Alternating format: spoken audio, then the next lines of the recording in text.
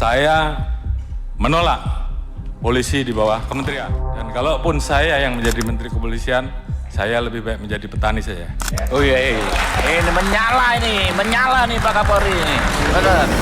Menurut saya ketika kemarin Kapolri bilang mendingan saya jadi petani, maksud sudah emosional, itu pernyataan yang emosional jadi petani, maksudnya kan agak jauh gitu ya. Kalau menurut saya secara hukum tata negara, memang yang terbaik adalah menempatkan kepolisian ini di bawah kementerian. Kalau argumentasi yang sering dibawa oleh mereka yang kontra terhadap ide atau wacana untuk meletakkan Polri itu di bawah kementerian kan adalah soal independensi. Jangan-jangan kalau ditaruh di bawah kementerian akan mempengaruhi independensi dari proses penegakan hukum yang menjadi tugas dari mereka. Itu masuk akal? Makanya saya bilang independen tuh apa sih anyway? Karena kan kita juga punya ini suatu, bukan pinggir jurang, ini suatu hal terminologi yang kita udah kenal paling tidak sejak 2024, parcok. Yang menandakan bahwa ternyata kepolisian bisa digunakan oleh orang yang punya kekuasaan untuk memenangkan mereka dalam pemilu. Korupsi, novel no justice dan lain sebagainya kan buah dari struktur yang kacau. Usulan dari tim reformasi kepolisian itu mau dibikinin sendiri. Jadi Kementerian Keamanan misalnya. Sesungguhnya itu justru lebih baik karena independensinya tetap terjaga. Bisa berada langsung di bawah Bapak Presiden sehingga pada saat Presiden membutuhkan kami, maka kami bisa bergerak tanpa harus ada kementerian-kementerian yang kemudian tidak mau ini menimbulkan potensi matahari kembar menurut saya. Kita coba jauhkan dia justru dari Presiden karena yang punya kecenderungan mengontrol atau menyalahgunakan kewenangan kepolisian menjadi parcok itu adalah Presiden. Intinya adalah memang konstitusi kita tidak mewajibkan dia langsung di bawah Presiden. Dia memang alat negara dalam arti bukannya alatnya pemerintah. Jadi dia nggak boleh jadi alat bekerjanya pemerintah yang sedang berkuasa. Pasca putusan Mahkamah Konstitusi yang menegaskan mengenai bahwa Polri itu nggak boleh di luar dari struktur, itu kan sebenarnya Pak Jimli, Prof. Jimli itu kan sudah memberikan pernyataan. Mulai saat ini pasca putusan MK tidak ada lagi anggota Polri yang aktif yang berada di luar struktur Polri. Nyatanya kan enggak. Nah, konstitusi bilang bukan soal diatur di mananya oleh Polri atau apakah oleh pemerintah dan seterusnya, tapi konstitusi bilang ya menurut MK ya, interpretasinya MK memang harus spesifik di bidang keamanan gitu, tidak boleh masuk di semua wilayah bernegara. Kira-kira kan poinnya MK seperti itu. Kita tahu bahkan ada jokes, ini jokes yang juga umum, NKRI itu harus bilang gitu sekarang soalnya undang-undang ITE banyak banget. Jokesnya umum nih, NKRI, Negara Kepolisian Republik Indonesia. Jokes itu muncul karena banyak sekali perwira kepolisian yang ditempatkan di berbagai kementerian, dirjen ini, sekjen itu dan lain sebagainya. Jadi apa alasan yang sebenarnya klausul untuk bisa satu menempatkan Polri di luar dari struktur tanpa harus mundur, tanpa harus pensiun dan melepaskan posisinya sebagai anggota Polri aktif, sama kenapa tidak mau di bawah kementerian? Ini pertanyaan yang pas karena dua situasi ini harus kita baca berbarengan. Yes. Kalau kepisah emang nggak kebaca gitu. Karena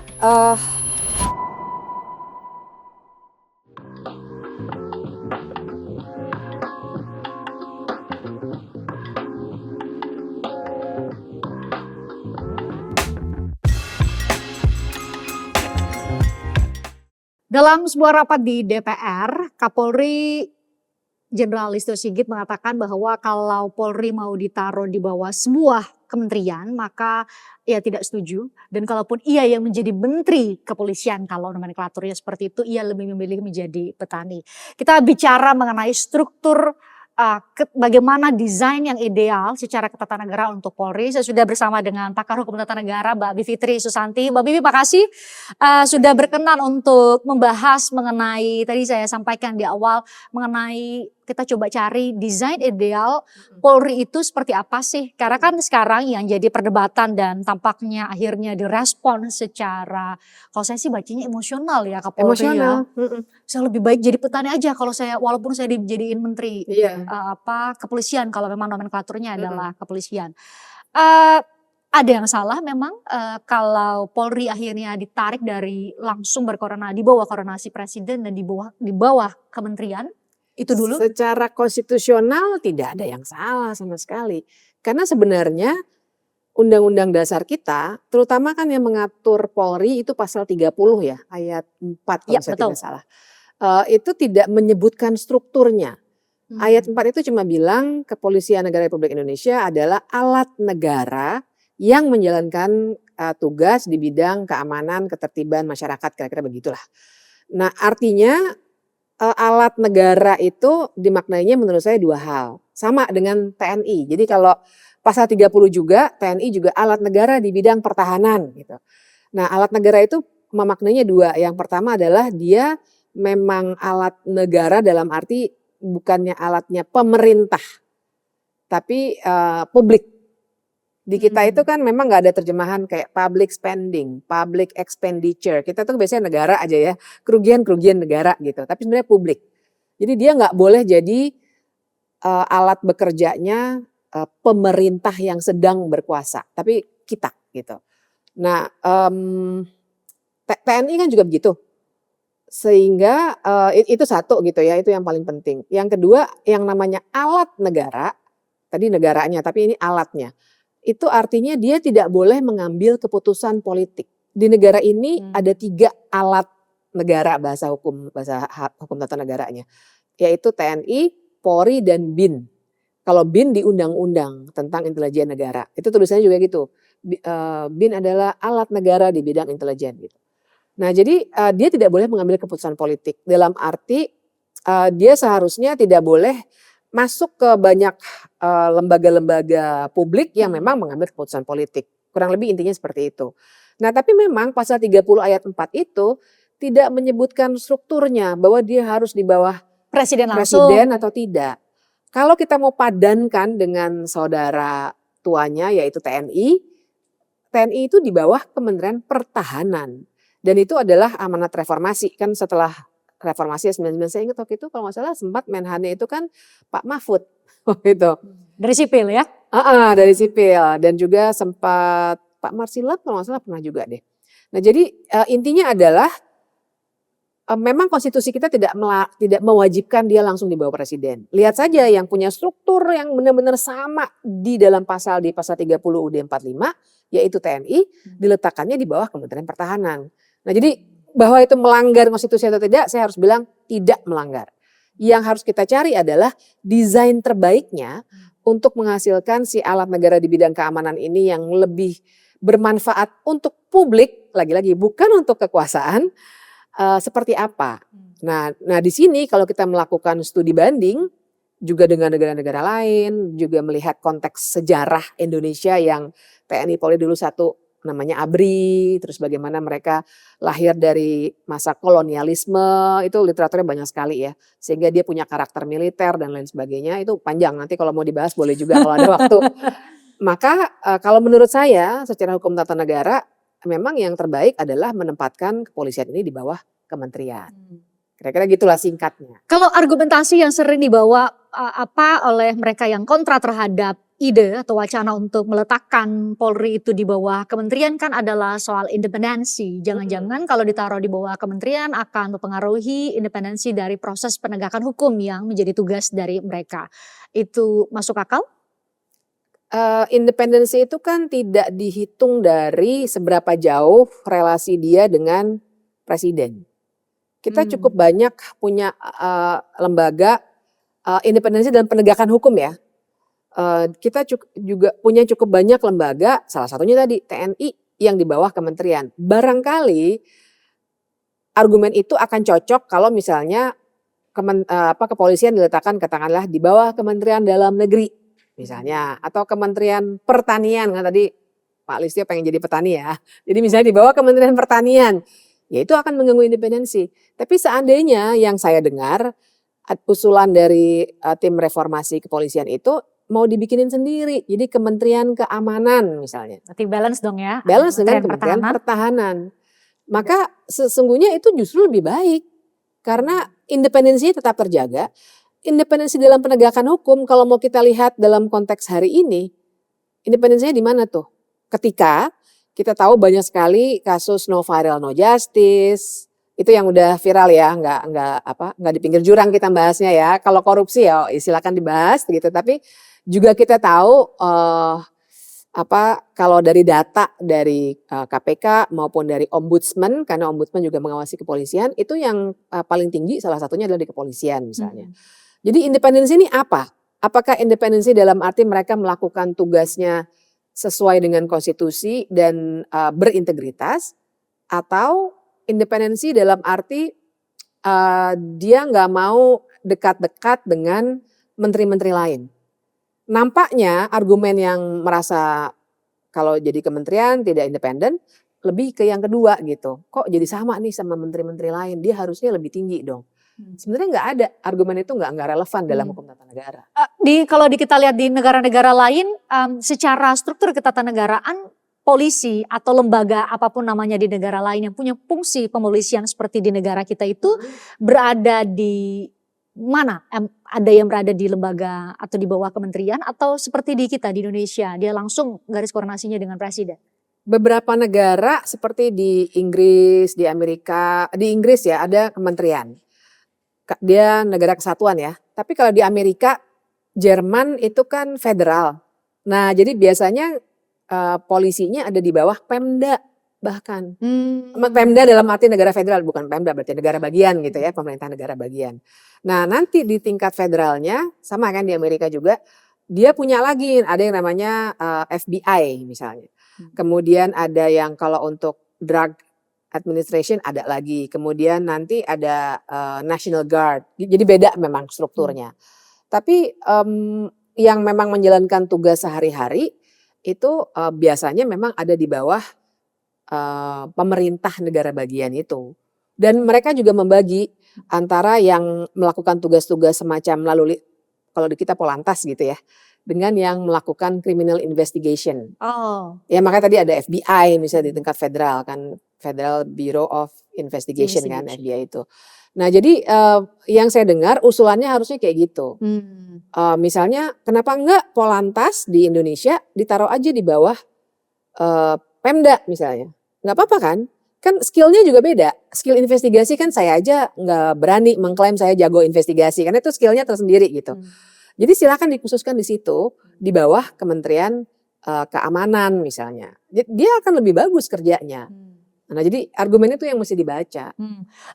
Kita balik coba perspektifnya. Kalau misalnya kementerian polisi memang diletakkan dalam sebuah kementerian, hal-hal baik apa sederhananya ya? Hal-hal baik apa yang akan kita dapatkan dalam perspektif kita sebagai publik ya, yang seharusnya mendapatkan pelayanan terbaik dari Polri, lembaga Polri, itu apa Mbak Bibip? Kalau memang diletakkan di Kementerian Keamanan. Mungkin yang paling dekat adalah kita bisa memberi jarak antara polisi dengan kekuasaan. Makanya saya bilang independen tuh apa sih anyway. Karena kan kita juga punya ini suatu, bukan pinggir jurang, ini suatu hal terminologi yang kita udah kenal paling tidak sejak 2024. Parcok. Yang menandakan bahwa ternyata kepolisian bisa digunakan oleh orang yang punya kekuasaan untuk memenangkan mereka dalam pemilu. Makanya dibilangnya partai. Nah menurut saya satu dampak yang paling dekat yang bisa kita lihat mungkin itu. Kita coba jauhkan dia justru dari presiden, karena yang punya kecenderungan mengontrol atau menyalahgunakan kewenangan kepolisian menjadi parcok itu adalah presiden. Itu yang terjadi tahun dugaannya ya 2024 gitu ya. Baik dalam pemilu Februari maupun pilkada waktu itu kan parcok, bahkan ada istilah juga parjo gitu. Itu semuanya menguntungkan orang yang punya kekuasaan. Nah itu dijauhkan.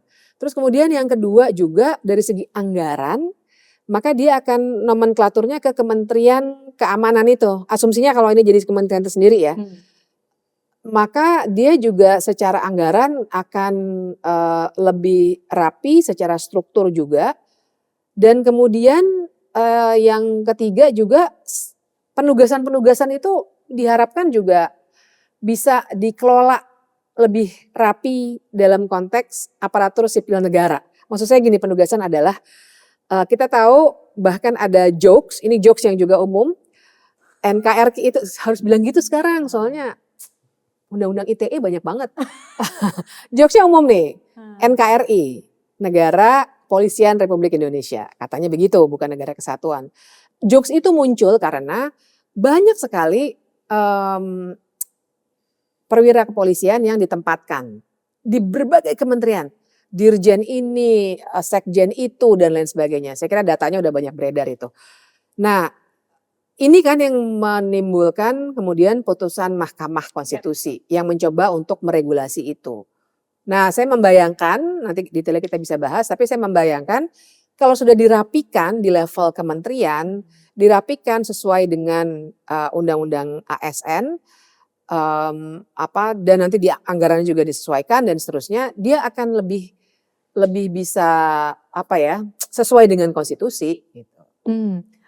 Berarti ini juga karena tadi Mbak Bibip sudah membahas ya mengenai putusan Mahkamah Konstitusi kan sempat itu juga menimbulkan perdebatan gitu ya. Apakah mereka-mereka para perwira atau anggota Polri aktif yang saat ini tengah menjabat pasca putusan MK itu langsung bisa dikembalikan atau enggak? Itu satu hal. Tapi poinnya adalah bahwa apakah konstitusional anggota Polri aktif menempati semuanya. Bahkan kalau di podcast ini kan saya mewawancaranya Pak Soleman Ponto ya. Meskipun penonton sering nanyanya, itu kan Pak Ponto yang kamu wawancara kan anggota TNI, pantesan dia bisa jawab seperti itu. Tapi perlu untuk kita uji pernyataan Pak Ponto bilang gini, ya udah kalau misalnya semuanya bisa ditempati sama anggota polisi, ya udah bikin aja polisi hanya ada 2 aja di negara ini. Presiden yang memimpin negara ini, TNI dan polisi. Polisi jadi ada polisi kehutanan, polisi keuangan, polisi kelautan, polisi ini. Karena semuanya dikerjakan oleh polisi. Ya poin Pak Ponto adalah mengkritisi bahwa semua lembaga yang punya fungsi lain di luar dari secara nomenklatur setidak-tidaknya di luar dari Polri, struktur Polri itu juga diisi jabatannya oleh anggota Polri aktif tanpa harus pensiun atau mengundurkan diri. Menurut Mbak Bibip justru Kementerian Keamanan ini yang bisa menertibkan atau menjawab polemik. Itu salah satu cara aja. Nanti konkretnya pasti harus kita rapikan di level pemahaman kita soal sebenarnya bagaimana sih cara kepolisian itu menjalankan tugas-tugas keamanannya. Karena begini, logika bahwa Polri harus ada katakanlah di otoritas jasa keuangan. Itu kan sebenarnya logika yang keliru. Karena kan semua orang, bahkan kita nih swasta gitu, misalnya individu, kalau mengalami suatu pelanggaran hukum pasti kan bisa melapor.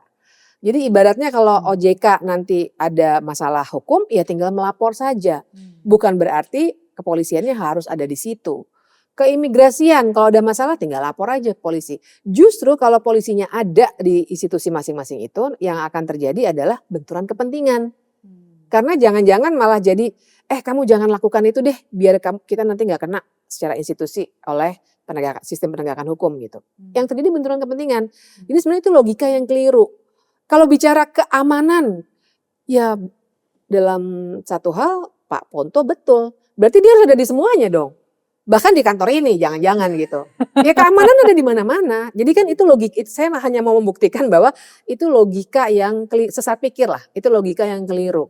Karena bagaimanapun saya aja bisa mengadu kalau ada kekerasan di jalanan. Saya ngadu aja ke polisi. Bisa toh. Dan mekanisme itu disediakan di rumah disediakan. saya. Nah, Dan mekanisme itu kan disediakan memang. disediakan di Kitab Undang-Undang Hukum Acara Pidana kan semua orang bisa melapor. Kalau Mbak Bibip apa yang mungkin bisa kita identifikasi dengan status quo sekarang gitu ya. Polri sebagai Polri di bawah koordinasi langsung dengan Presiden, dengan kewenangan, dengan anggaran, dengan pola koordinasi dan seperti yang terjadi saat ini beberapa anggota Polri yang masih aktif itu berada di sejumlah kementerian di luar dari struktur Polri. Perlu untuk kita list dan mungkin membuka kembali memori kolektif kita bersama. Ekses negatif apa yang kita rasakan dan akhirnya berdampak pada kita semua ketika ya kelihatannya sih ideal ya semuanya jadi serba cepat karena presiden kita dalam beberapa periode ini tampaknya mencari jalan pintas dengan membentuk Satgas Kehutanan isinya Polri TNI, Satgas Perkebunan isinya ini dan sepertinya menjadi kerja yang sangat singkat, lebih efektif, lebih efisien, cepat sekali kerjanya. Itu satu perspektif. Dari perspektif Mbak Bibip? Ya lagi-lagi kata kuncinya sebenarnya benturan kepentingan. Jadi penegakan hukum itu memang harus independen. Artinya ketika penyidik dalam hal ini kan yang utama kepolisian ya. Kemudian penyelidik juga itu kepolisian. Itu ketika bekerja dia tidak bisa dipengaruhi oleh siapapun. Prinsipnya harusnya begitu. Nah kalau misalnya mereka ada di semua lini kehidupan bernegara, maka sangat mungkin terjadi benturan kepentingan dalam arti konkretnya adalah katakanlah di Kementerian Kehutanan ada kasus penegakan hukum. Kalau dia ada di dalam internal Kementerian Kehutanan sendiri, yang terjadi adalah dia bisa berpotensi menyalahgunakan kekuasaannya untuk kemudian bilang, oke, Anda nggak akan saya tindak deh, tapi tolong Anda bayar ke saya misalnya. Potensi menyalahgunakan ini ya kekuasaan. Nah itu sangat mungkin terjadi karena dia akan langsung bersentuhan dengan orang yang punya masalah penegakan hukum itu. Beda halnya dengan kalau seorang dirjen di Kementerian Kehutanan lapor kepada polisi. Bapak Ibu ini ada kasus ini nih, kemudian diinvestigasi. Gitu. Menurut saya perbedaan terbesarnya tuh di situ. Ketika dia berpotensi untuk menyalahgunakan kewenangan penegakan hukumnya jadi makin besar. Kalau dia langsung ketemu dengan si klien itu gitu, orang-orang yang berhadapan dengan hukum. Oh. Konkretnya adalah apa yang diatur di Undang-Undang Polri, Mbak Bibip. Di Undang-Undang Polri kan sebenarnya mensyaratkan kalau mau ada penugasan anggota Polri di luar dari struktur Polri, berarti dia harus mengundurkan diri. Betul. Atau pensiun. Itu kan di pasal, tapi mungkin Mbak Bibi bisa menggambarkan secara rasional. Kenapa sih seseorang yang dengan seragam tertentu itu harus nonaktif atau pensiun? Artinya dia keluar dulu dari lembaga tersebut untuk bisa bertugas di lembaga lain. Apa yang dikhawatirkan? Apa yang mau dicegah dengan adanya pasal atau klausul seperti itu? Oke, satu tadi ya, tadi satu tuh soal potensi untuk menyalahgunakan wewenang dia. Tapi yang kedua juga yang penting adalah kalau dia masih dipakai seragam Polri dalam arti dia masih ada dalam struktur aktif, artinya kan dia terikat juga dengan struktur komando di kepolisian. Karakter kepolisian itu serupa dengan saudara tuanya TNI. Strukturnya memang komando. Jadi kalau misalnya saya perintahkan, Christian kamu minum, nggak boleh mendebat, langsung siap laksanakan, langsung gitu kan. Nah bayangkan kalau sebenarnya Christian lagi ditugaskan di luar struktur Polri, katakanlah tadi lagi ya di Kementerian Kehutanan, terus saya bilang, hey kamu anak buah saya perintahkan untuk apa gitu, melakukan hal-hal yang tidak seharusnya dalam penegakan hukum. Ini oleh atasannya di Polri misalnya ya? Nggak bisa independen, karena kan Anda masih anggota loh kalau Anda ini, wah nggak bisa, Anda kena disiplin anggota karena melanggar komando dari saya, komandan Anda gitu. Nah itu juga yang mau dicegah supaya kesetiaan atau ya tadi ya sebenarnya struktur mereka esprit de corps-nya pada kepolisian itu diputus dulu karena nanti lagi-lagi akan terbuka penyalahgunaan kewenangan penegakan hukum atas perintah dari orang-orang yang ada di atasnya. Karena kita juga tahu nggak usah ngomong kondisi sekarang deh, tapi secara prinsip dimanapun di dunia ini power tends to corrupt gitu. Jadi ketika ada power seperti itu, kemungkinan korupsinya memang korupsinya bukan korupsi ngambil duit ya, tapi corrupt dalam arti rusak kan ya, file corrupted gitu ya. Sayang sekali definisi ke bahasa Indonesia memang sempit ya, sedikit ya. Jadi orang suka bilang power tends to corrupt, langsung mikirnya korupsi. Padahal bicara soal kerusakan sistem gitu. Nah itulah yang berusaha dicegah dengan bikin orang jangan ada dalam struktur dulu, jadi nggak bisa dikontrol sama power yang besar ini, dan pertanggungjawabannya juga lebih spesifik ke jabatan dia di tempat baru, nggak bertanggung jawab terhadap polisian. Mbak Bibi kan sebenarnya pasca putusan MK itu yang menegaskan menghapus penjelasan pasal 28, itu kan sebenarnya terjadi lagi polemik. Jadi ada juga yang tetap berpandangan bahwa nggak apa-apa kok sekarang itu pasca putusan MK masih boleh ada anggota Polri aktif di luar struktur sepanjang masih ditugasi nama Kapolri. Jadi polemik bla bla bla bla bla, akhirnya kemudian muncul wacana untuk membuat Perpres, peraturan presiden untuk mengakhiri polemik. Kan mungkin kalau bagi yang belajar tata negara tahu betul bahwa itu nggak menyelesaikan masalah. Akhirnya kemudian ya muncul pembicaraan kenapa nggak sekalian aja revisi undang-undang Polri kalau memang mau tetap didesain untuk memaksakan bahwa Polri boleh ada di luar dari struktur. Terlepas dari saya tahu pasti Mbak Bibi bilang ya jangan hanya baca undang-undang. Kalau gitu langsung saja ya hafalin undang-undang. Tapi maksudnya Mbak Bibi berarti kan saat ini bagaimana kita mendesain Polri itu sendiri kan menjadi krusial. Mau itu dalam bentuk apapun ya. Apakah revisi undang-undang Polri benar ya sudah masuk ke Ada. Jadi kalau prolegnas tahun ini prioritas tahunan 2026. Jadi kalau dicari sebentar aja di Google atau dimanapun mesin pencari, dalam daftar itu memang masuk revisi Undang-Undang Kepolisian. Mungkin sebentar lagi akan dibahas. Yang jelas dia masuk prioritas 2026. Nah, tapi memang soal itu ya tadi ya, kan makanya saya suka nggak setuju tuh waktu awal peraturan Kapolri itu keluar, peraturan Polri ya istilahnya, Perpol ya. Kemudian orang bilang, oh nggak boleh Perpol. Sehingga solusinya adalah dinaikin jadi Perpres. Nanti Perpres dikritik, naikin mungkin jadi PP. Nah, jadi soalnya adalah pegangan kita harus konstitusi. Dan MK sebenarnya ketika mengeluarkan putusan itu kan pasti acuannya adalah konstitusi. Nah, konstitusi bilang bukan soal diatur di mananya oleh Polri atau apakah oleh pemerintah dan seterusnya, tapi konstitusi bilang ya menurut MK ya, interpretasinya MK memang harus spesifik di bidang keamanan gitu, tidak boleh masuk di semua wilayah bernegara. Kira-kira kan poinnya MK seperti itu. Jadi sebenarnya apa alasan, saya ubah ininya, kalimatnya. Jadi apa alasan yang sebenarnya klausul untuk bisa satu menempatkan Polri di luar dari struktur tanpa harus mundur, tanpa harus pensiun dan melepaskan posisinya sebagai anggota Polri aktif, sama kenapa tidak mau di bawah kementerian? Ini pertanyaan yang pas karena dua situasi ini harus kita baca berbarengan. Yes. Kalau kepisah emang nggak kebaca gitu.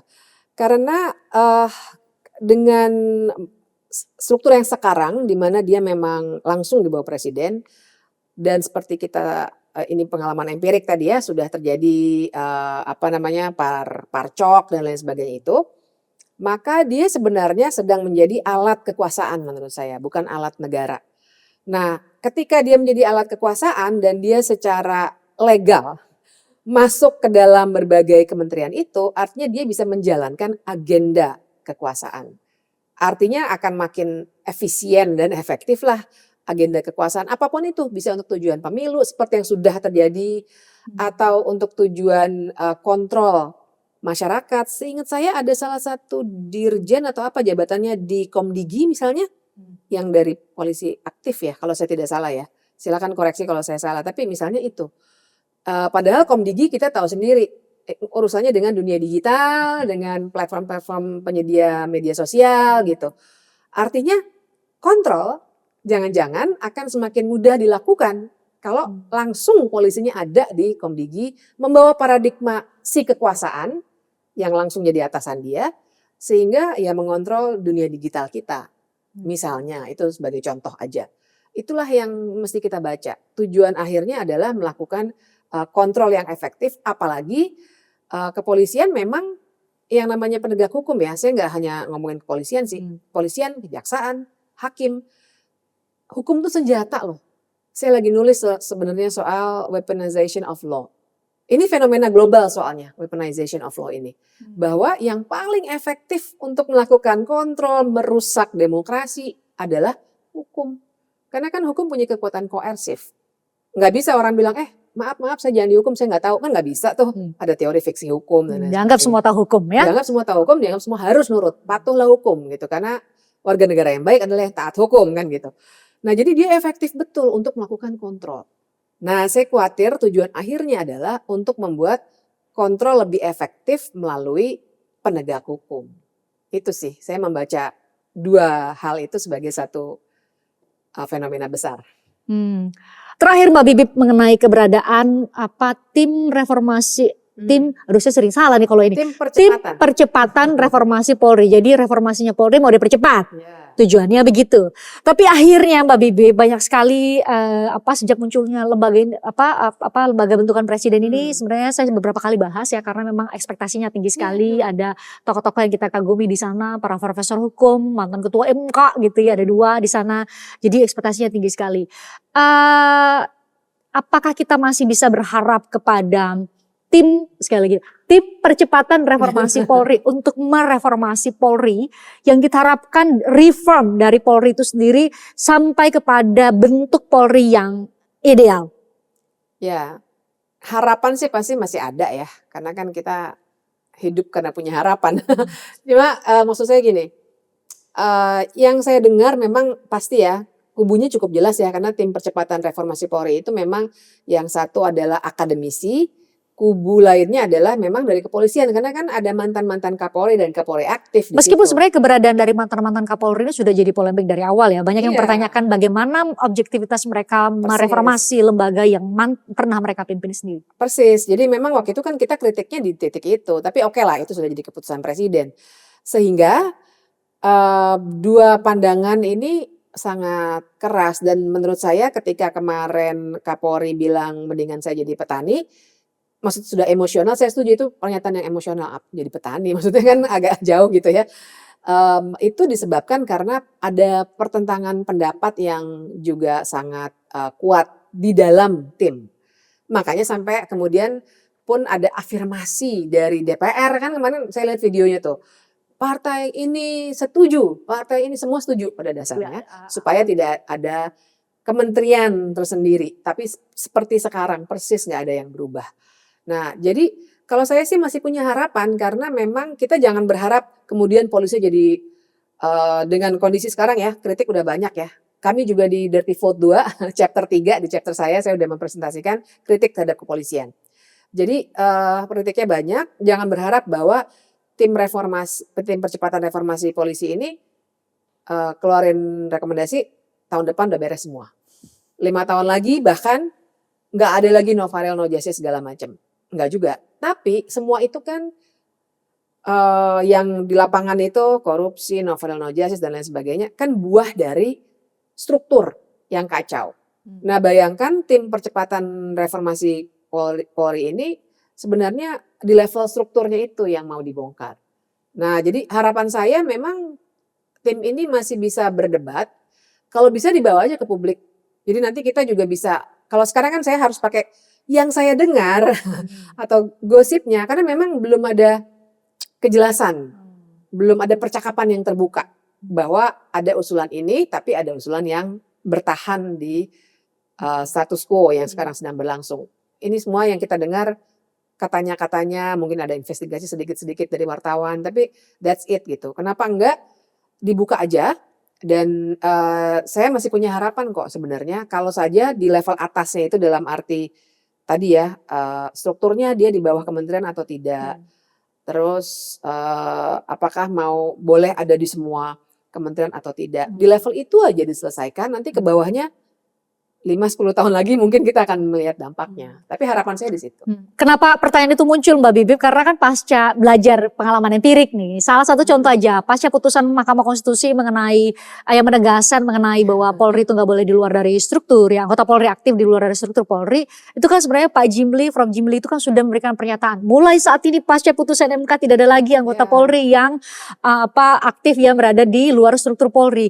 Nyatanya kan enggak. Dari Perpol mau naik ke Parpres dan Anda sebut tadi bahwa ternyata udah masuk ke Prolegnas ya 2026. Akhirnya kan ya secara manusiawi itu memunculkan pesimisme bahwa tim percepatan reformasi Polri jangankan mau cepat, mau reformasi Polri pun belum tentu kita bisa berharap.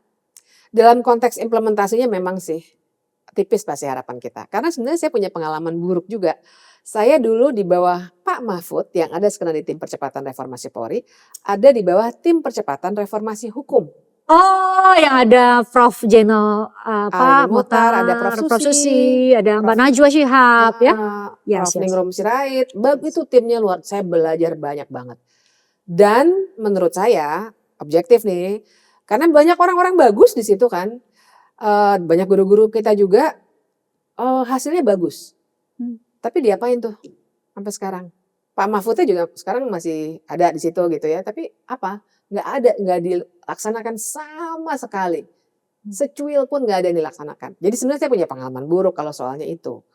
Karena pada akhirnya rekomendasi itu kan ya rekomendasi. Di atas kertas. Di atas kertas, bukan keputusan politik. Pada akhirnya rekomendasi itu hanya bisa dijalankan kalau ada keputusan politik yang bilang, oke, laksanakan. Siapa yang melaksanakan itu kalau dalam konteks Indonesia sekarang? Presiden Prabowo. Ya karena dia kepala pemerintahan dan kepala negara. Jadi dan dia menguasai koalisi terbesar dalam DPR tentu saja. Jadi pada akhirnya terserah Pak Prabowo kan. Nah sekarang nanti pertanyaannya adalah Pak Prabowo mau nggak melaksanakan kalau rekomendasinya bagus. Jadi yang tadi saya bilang saya punya harapannya berhenti di level rekomendasi sih. Harapan saya adalah rekomendasinya bagus. tadi ya kementerian tersendiri dan seterusnya. Nah, tapi langkah berikutnya itu yang kita belum bisa prediksi. Karena nanti tergantung lagi loh. Maksud saya, kalau saya cepat menyerah dan menganalisisnya secara terbatas, saya akan bilang, nggak bakalan, segala macam. Tapi nanti dulu, di sekeliling Pak Prabowo kan banyak orang nih.